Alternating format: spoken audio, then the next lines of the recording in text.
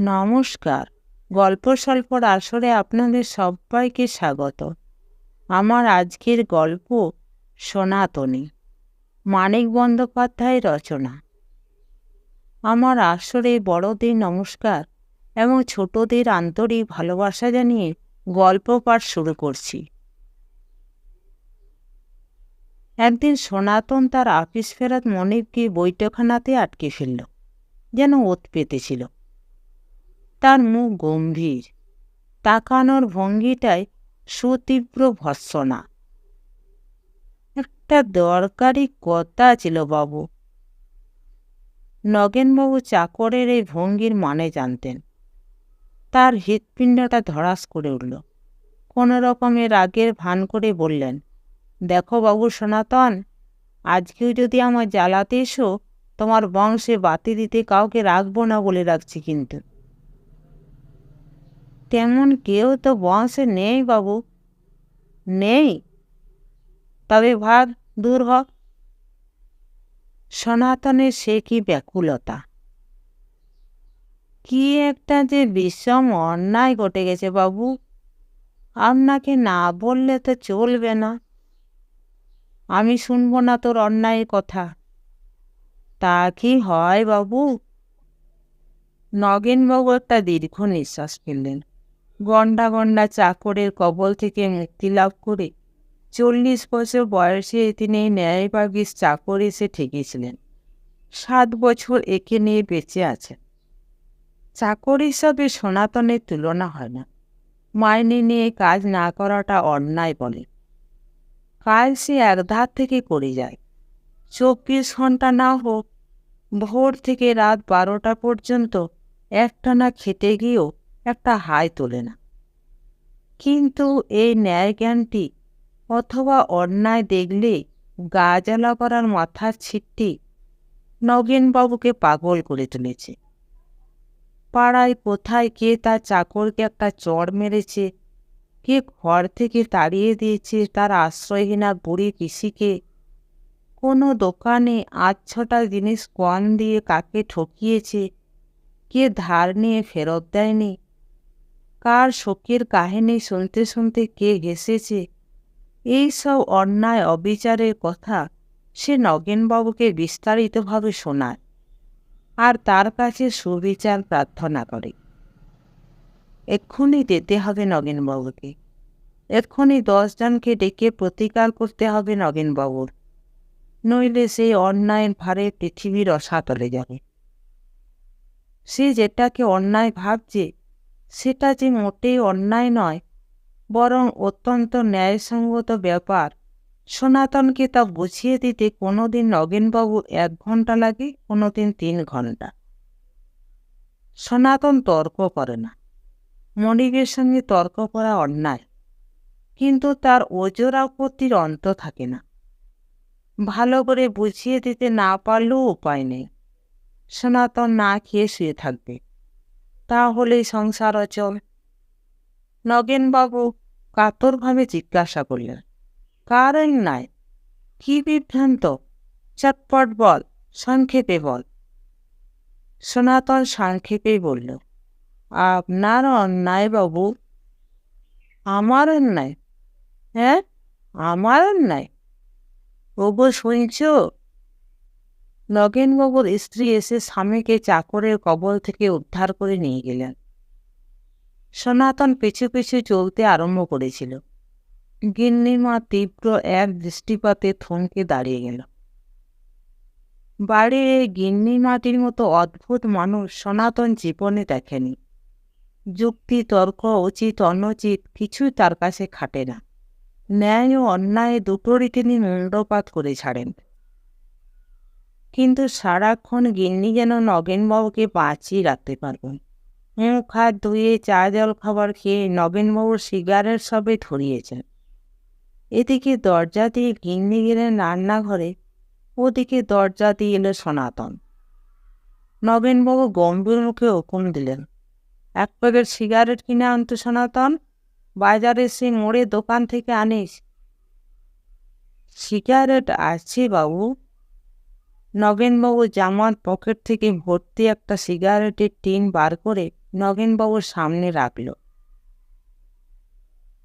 নগেনবাবু ঢোক গিলে 2-3 বার গলা ফাঁকারি দিয়ে দীর্ঘ বক্তৃতার জন্য প্রস্তুত হয়ে প্রশ্ন করলেন, কি যেন বলছিলে তুই সনাতন? আপনার অন্যায়ের কথা বলছিলাম বাবু। আমি কি অন্যায় করেছি? আগে 7 বছর আমার মাইনে বাড়াননি। নগেনবাবু পরম স্বস্তি বোধ করে বললেন, আচ্ছা যা, সামনের মাস থেকে তুই 8 আনা, আচ্ছা যা, 1 টাকা মাইনে বেশি পাবি। আগে যে আমার মাইনে বাড়তো তার কি হবে? আগে নয়, সামনের মাস থেকে তোর মাইনে বাড়লো, সেপ্টেম্বর মাস থেকে। এতদিন তুই 5 টাকা পেতিস, এবার থেকে 6 টাকা পাবি। সনাতন মাথা নেড়ে বলল, ওটা কেমন হিসেব হলো? আপনার মাইনে বছর বছর বাড়ে, আমার 7 বছর ফাঁক যাবে নাকি? আমার বছর বছর মাইনে বাড়ে বলে তোরও বাড়বে? কেন বাড়বে না? আপনার চাকরি আমার চাকরি নয়। এতদিন সময়ের রেকর্ড ছিল 3 ঘন্টা, আজ পৌনে 4 ঘন্টা নতুন রেকর্ড স্থাপিত হলো। কিন্তু সনাতনকে কোনো মতেই বোঝানো গেল না যে তার চাকরির সঙ্গে নগেনবাবুর চাকরির কোনো মিল নেই। সে হলো বাড়ির চাকর, নগেনবাবু অফিসে চাকরি করেন। সনাতনের মুখে এক কথা, বছর বছর মাইনে বেড়ে আজ তার মাস মাইনে হয়েছে এত, আর 7 বছরে বাড়তি মাইনে বাবদ তার পাওনা হয়েছে এত। হিসাবে এক পায়ে ভুল হয়নি বাবু। ও বাড়ির সুবলবাবুকে দিয়ে হিসেব করিয়েছি, তিনি অঙ্কের মাস্টার। নগেনবাবুর মতো মানুষ কি করে 7 বছর ধরে এমন অন্যায় করে এলেন, সে দুঃখের কথা বলতে গিয়ে সনাতন একেবারে কেঁদেই অস্থির। অবশেষে গিন্নি এসে তার রুদ্র চোখে আর কথার বতুয়ে সনাতনকে একটু কাবু করে নগেনবাবুকে খাওয়াতে নিয়ে গেলেন। সনাতন সিঁড়ির নিচে গিয়ে তার বিছানায় শুয়ে পড়ল। তার আগে ঘোষণা করে দিল সে কিছু খাবে না। গিন্নি কাতর কণ্ঠে বললেন, সেরেছে। নগেনবাবু আরও নিচু কাতর কণ্ঠে বিড়বিড় করে বলতে লাগলেন, 5 টাকা করে যদি চায়, 7 বছরেরটা 5 টাকা করেও যদি চেয়ে বসে। রাত তখন প্রায় 12টা। দরজায় ধাক্কা পড়ার শব্দে ঘুম ভেঙে নগেনবাবু শুধলেন, কে? আজ্ঞে আমি, সনাতন। কি চাস, ভাত খাবি? আজ্ঞে না। এটা যে আপনার অন্যায় নয়, আর একবার বুঝিয়ে দেন কর্তা। নগেনবাবু দাঁতে দাঁতে ঘষে রাগটা সামলে নিলেন। আদরের সুরে বললেন, সনাতন, তোমার তো ন্যায় অন্যায় জ্ঞান নেই একেবারে। সনাতন বাইরে থেকে ব্যাকুল কণ্ঠে বললেন, সে কি কথা বাবু? নগেনবাবু আরও মিষ্টি সুরে বললেন, রাত দুপুরে মনিবের ঘুম ভাঙিয়ে কষ্ট দেয়? আজ্ঞে না। তবে? তখন অনুতপ্ত সনাতন 5 মিনিট ধরে তার কাছে মাপ চেয়ে বিছানায় ফিরে গেল। কিন্তু ঘুম তো আসে না সনাতনের। তার কেবলই মনে হতে থাকে নগেনবাবু যতই বুঝিয়ে থাকুন তিনি ভুল বুঝেছেন, অন্যায় করেছেন। অন্যায়? বাপরে, যে বাড়ির কর্তা এমন অন্যায় করতে পারেন সে বাড়িতে সে থাকবে কি করে? গিন্নিমান আঁচল ধরা এমন ভালো মানুষ তার বাবু, 7 বছরে যার কোনো অন্যায় সে দেখতে পায়নি, তিনি 7 বছর ধরে তার প্রতি অন্যায় করে আসছেন। সকালে সনাতন ছুটি চেয়ে নিল। কতদিনের ছুটি কোনো পক্ষই তা উল্লেখ করল না। সনাতনের ছুটি নেওয়ার মানে আর কিছু নয়, কাজ তার ইচ্ছা মতো সে করবে, না হয় করবে না। কেউ কোনো হুকুম দিতে পারবে না, এবং ছুটির দিনগুলির মাইনে সে নেবে না, কিছুতেই নেবে না। নগেনবাবু একবার বিবেকের অত্যাধিক কামড়ে অস্থির হয়ে তাকে বুঝিয়ে দেবার চেষ্টা করেছিলেন যে চাকরি করলে ছুটি পাওনা হয়, মাইনে পাওয়া যায়, তাই নিয়ম। কিন্তু সনাতন স্বীকার করেনি। কাজ না করলে সে মাইনে পাবে কেন? সেটা অন্যায়। কতদিন সনাতন শুয়ে বসে ঘুরে ফিরে বেড়াতে লাগলো। মাঝে মাঝে কিছু ভালো না লাগায় সংসারে কাজ করে দিতে লাগলো। কর্তাগিনী দুজনে সন্ত্রস্ত হয়ে রইলেন। যদি চলে যায় সনাতন, যদি সে 7 বছরের মাইনে চেয়ে বসে। কদিন পরে আবার সেজ মেয়ের বিয়ে। ছেলেকে পণ হিসেবে দিতে হবে নগদ 3,000। দুশ্চিন্তায় কর্তাগিন্নির ভালো করে ঘুম হয় না। গিন্নি বলেন, বেটা যদি সব চেয়ে বসে? কর্তা বলেন, চেয়ে বসলেই হলো, দেব না। গিন্নি বলেন, সেটা কি অন্যায় হবে না? বেচারা বিশ্বাস করে। কর্তা বলেন, সে আমি ঠিকমতো বুঝিয়ে দেব। ঘুম হয় না। তাই জগতে যত টুকটাক খুটখাট ঝাঁ ঝাঁ ঝেঁঝি শব্দ দুজনে শুনতে পান। শুনতে শুনতে এমন বিরক্ত হন, বলবার নয়। কি একঘেয়ে শব্দ রে বাবা! একদিন রাত দুপুরে দুজনেরই মনে হলো নতুন ধরনের শব্দ কানে আসছে। একঘেয়ে চেনা শব্দগুলির সঙ্গে খাপ খায় না। ঠিক যেন পুরানো লোহার সিন্ধু খুলবার শব্দ। নগেনবাবু তোষকের নিচে গদির একটা গোপন ফুকরে হাত ঢুকিয়ে চমকে থমকে শিউরে উঠলেন। কাল বিকেলে মাত্র ব্যাংক থেকে তার যথাসর্বস্বের মোটা একটা অংশ তুলে এনেছেন, আর আজ মাঝরাত্রেই তার গদির ফোকরে চাবি রইল না। তার সিন্ধু খুলবার শব্দ শোনা গেল। চোর না ডাকাত? ভাবতে ভাবতে সাবধানে মাথাটা উঁচু করে নগেনবাবু দেখলেন, খোলা সিন্ধুকের সামনে তারই পুরানো লণ্ঠনটা টিম টিম করে জ্বলছে। ঘরটা যে একটু আলো হয়েছে, এতক্ষণ সেটা তার খেয়ালও হয়নি। সিন্ধুকের সামনে মাটিতে জোড়াসন হয়ে বসে একটা লোক টাকা গুনছে। নিজের সিন্ধু খুলে টাকা গুনবার মতো কি তার নিশ্চিন্ত নির্বিকার ভাব! লোকটা আবার দেখতে অনেকটা সনাতনের মতো। চোর চোর বলে নগেনবাবু গগনে ভেদে চিৎকার শুরু করতে না করতে গিন্নি তার সঙ্গে যোগ দিলেন। সনাতন যত বলতে লাগলো, আমি বাবু, আমি, আমি গিন্নিমা, আমি। দুজনে চেঁচামেচি ততই বেড়ে যেতে লাগলো। দেখতে দেখতে লাঠি লণ্ঠন নিয়ে বাড়ির লোক তো বটেই, পাড়ার লোকজন পর্যন্ত এসে হাজির। একজন ব্যাপার টের পেয়ে দৌড় দিল থানার দিকে। সনাতনকে 5-7 জনে মিলে পাকড়ে ধরে রাখবার চেষ্টা করছিল। তারপর এতগুলি লোকের বুক ভেদ করে সনাতনের পালানো অসম্ভব দেখে তাকে ছেড়ে সরে দাঁড়াল। মনের গভীর সন্তোষ সকলের মুখে ফুটে উঠেছে, হাত লিকলিক করছে। নগেনবাবু বললেন, শেষকালে তুই এ কাজ করলি সনাতন? সনাতন ক্ষুব্ধ স্বরে বলল, কাজটা অন্যায় কি করেছি? আমার পাওনা নিয়ে আমি চলেই যাচ্ছিলাম।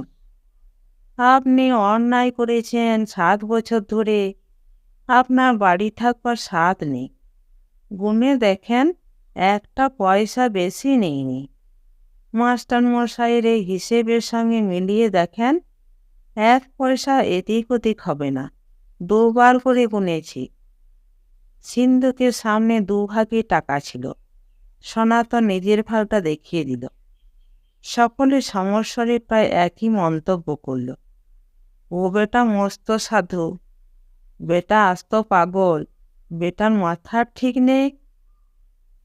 নগেনবাবু বললেন, আপনারা এবার যান। সকলে স্তম্ভিত হয়ে বলল, যাব? যাব কি মশাই? পুলিশ আসুক, আমরাই তো আপনার প্রধান সাক্ষী হব। নগেনবাবুর শত অনুরোধ ভিড় কিছুমাত্র কমল না। খানিক পরে পুলিশ নিয়ে পাড়ার সে লোকটি ফিরে আসায় ভিড় আরও বেড়ে গেল। ছোট দারোগাবাবু বললেন, সিম্পল কেস, চাকর বাকরকে কখনো বিশ্বাস করতে নেই। ইস, এ যে অনেকটা দমশায়। নগেনবাবু নিচু হয়ে দুটি চকচকে টাকা তুলে নিলেন। দারোগাবাবুর কাছে গিয়ে বললেন, চুরি টুরির ব্যাপার কিছু নয় দাদা, ও আমাদের পুরানো বিশ্বাসী চাকর। ওকে সঙ্গে নিয়ে টাকাগুলো গুনে গেঁথে রাখছিলাম। কে কোথায় চোর চোর বলে উঠেছে, আমার স্ত্রীও ঘুমের মধ্যে মাঝে মাঝে ওই বলে চেঁচিয়ে ওঠেন। পাড়ার লোক প্রতিবাদ করল, আপনিও তো চেঁচাচ্ছিলেন, বাড়ি শুধু লোক চেঁচাচ্ছিল। নগেনবাবু ওসব কোথায় কান না দিয়ে দারোগাবাবুর সঙ্গে কর্মর্দনের মতো কেমন একটা হাত মেলামেলি করে বললেন, মিছিমিছি বড় কষ্ট হলো আপনার। সিন্ধুকে টাকা তুলে রেখে প্রতিবেশীদের বিদায় দিয়ে সব হাঙ্গামা চুকিয়ে নগেনবাবু ঘরে ঢুকে দরজা বন্ধ করে খাটে উঠবার সময় আবিষ্কার করলেন সনাতন ঘরের মধ্যে রয়ে গিয়েছে। অতি কষ্টে গর্জন করে উঠবার ইচ্ছাটা দমন করে বললেন, হ্যাঁ, তোকে যা বলছিলাম সনাতন, তোর কথাই ঠিক। ওই যে মোটা বইটা দেখছিস, ওর মধ্যে সব লেখা আছে, ন্যায় অন্যায় মাইনে বাড়া সব কথা। প্রথম বছর থেকে তোর মাইনে 1 টাকা করে বেড়েছে, এখন তোর মাইনে 12 টাকা। 7 বছরের বাড়তি টাকা তাই তুই পাবি। এবার ঘুমাবি যা। অনেকক্ষণ কর্তা গিন্নির ঘুম এলো না। গিন্নি বললেন, জেলে দিলেই হতো ওকে। কবে 7 বছরের মাইনে চেয়ে বসবে এই ভাবনায় আমার বাবু রাত্রে ঘুম হয় না। নগেনবাবু বললেন, সেটা একটু অন্যায় হতো না? গিন্নি বললেন, ও বাবা, তোমাকেও সনাতনের রোগ ধরেছে নাকি? 12 টাকা মাইনে চাকরের, খাওয়া পড়া দিয়ে 12 টাকা। নগেনবাবু ঝিমোতে ঝিমোতে বললেন, বড্ড বোকা তুমি। 12 হোক 1200 হোক, আমার কাছেই তো জমা থাকবে। এটা আগে একদম খেয়াল হয়নি। গোড়াতে ওর সব কথা মেনে নিলে সব চুকে যেত, এত হাঙ্গামা হতো না। গিন্নি বললেন, সত্যি তো, তুমি কম বোকা নও। দুজনে চোখে সবে ঘুম ধরেছে, ঘরের মধ্যে প্রচণ্ড আওয়াজ শুনে দুজনে ধড়মড়িয়ে উঠে বসলেন। নতুন একটা লণ্ঠন হাতে আবার কোন কৌশলে বন্ধ দরজা খুলে সনাতন ঘরে এসেছে। নগেনবাবু গর্জন করে উঠলেন, আবার এসেছিস শুয়োর? সনাতন মাটি থেকে মোটা বইটা কুড়িয়ে নিয়ে সবিনয়ে বলল, আজ্ঞে, ন্যায় অন্যায়ের এই বইটা নিতে এসেছিলাম। তুই পড়তে জানিস? আজ্ঞে না। নমস্কার। গল্প এবং গল্প পাঠ ভালো লেগে থাকলে চ্যানেলটিকে লাইক, শেয়ার এবং সাবস্ক্রাইব করতে ভুলবেন না। আর আপনার মূল্যবান